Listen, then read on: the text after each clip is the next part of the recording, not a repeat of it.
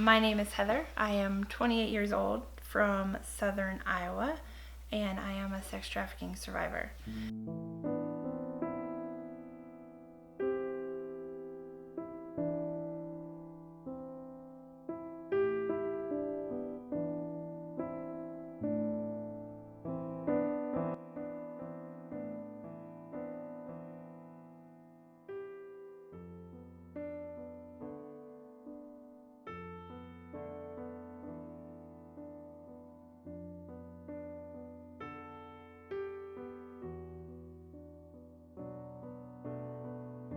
One day in December, right before Christmas break, we were in his apartment and he was in the shower, and a text came through that said, "Dad."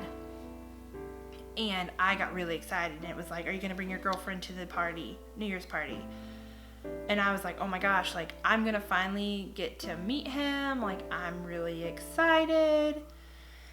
And he gets out of the shower, and I'm like, "Hey, like, your dad texted you for this New Year's Eve party. Like, I want to go." And he was like, "No, like, I don't want you meeting my family. Like, it's safer this way." But I pushed and pushed and pushed because, at this point, I met him, in August, and this was December. Like, we've been dating, we've been talking. Like, I thought it was logical to meet his family. So I go home for my Christmas break and come back to Sioux City to, ride with him up to his family's party for New Year's. And we pull up, and it's like a farm, like most farmsteads you see here around Iowa. He introduced me to, mom and dad and some siblings. But now, like, knowing now, like, none of these people that I was meeting were actually like family. I don't know that I've ever really met any of his real family or really know who this guy is, but at the time, I had no reason not to believe that this wasn't his family. So it's fun. There's lots of food. There's, drinking games, people playing board games, some football, a lot of chatter. Like, it's your typical New Year's Eve party, and it's fun. Getting close to midnight, and I start looking around, can't find him anywhere. Ask his mom, like, "Hey, like, where'd he go?" And she's like, "Well, he went out to the barn." So I go out to the barn, and the barn is, a horse stable, and then they have lofts up above to house, like, workers who come and, help with harvest and such. And I hear some people talking, so I go up the stairs, and that's when I see that his dad is raping him. The next day, like, we get up early, and I was like, "I just want to go home, like, take me home." We get back to campus. I end up going back home for a few more days because classes weren't going to start yet. Put some space in between us, didn't really respond to text messages other than, like, "Hi, bye, like, I'm fine." And eventually, once we're back to campus, I meet up with him, and I'm like, "I saw what your dad did to you that night, and that's not right." A few weeks after that, we were back at his apartment. We're going to go out for dinner that night, and he's in the shower, and his dad walks in.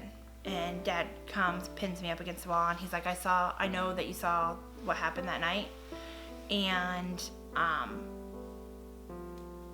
like, you're gonna stay quiet. You're gonna shut up. You're not gonna tell anybody. If you tell anybody, like, I will hurt you." And then his dad raped me. At the point when his dad started raping me, I could see my boyfriend sitting on the bed and just watching, and he did nothing. He just sat there.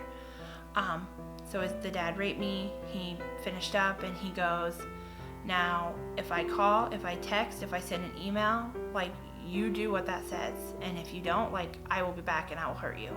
Was eating in the cafeteria one evening and left to walk back to my dorm, and a guy was walking across crosswalk, and a guy came up and linked arms, and he's like, "You're gonna come with me and be quiet." And he walks us over to a car. I get in the back of the car, and I get a shot of something, and I don't remember anything. I don't know how much time has passed, but I just remember waking up.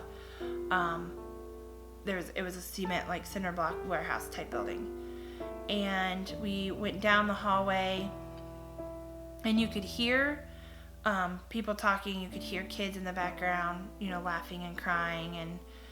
And this lady's like, "You're gonna go into this room and you're gonna put on this robe." And I'm like, "No, I'm not." Like, no. And she smacked me and was like, "You're gonna do what we tell you." And she's like, "You just do what we tell you. Like, if you don't do what we tell you, like, it's gonna be worse for you. So just go." And so I get out of my clothes, and I put on this robe, and I sit on this, like, bed type table thing. And for the next 12 hours, like, men and women just started coming through the door. My trafficker, my boyfriend, I guess, trafficker, whatever, would brag that night that, there was over 56 men and women that raped me within that 12-hour period, and, he had made $60,000. This went on, all 4 years that I was in school. I would literally go to class in the mornings, I would work in the evenings, and I would be sold at night or on the weekends.